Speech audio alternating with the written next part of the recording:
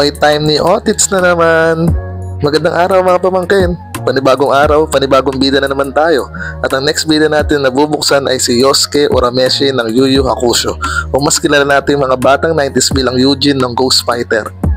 Isa to sa mga OG anime heroes na tumatak sa atin, astig, matapang at laging ready lumaban para sa mga kaibigan niya. Grabe mga pamangkin, no?